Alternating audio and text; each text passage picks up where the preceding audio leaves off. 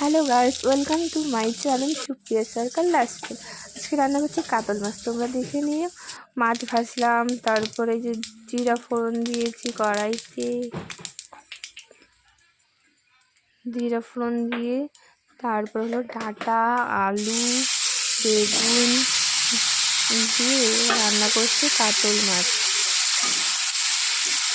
তোমরা দেখে নিতে পারতেছো যে সবজিটা কষানো হয়ে গেছে, হলুদ দেওয়া হয়েছে, তারপর হলো নুন দেব,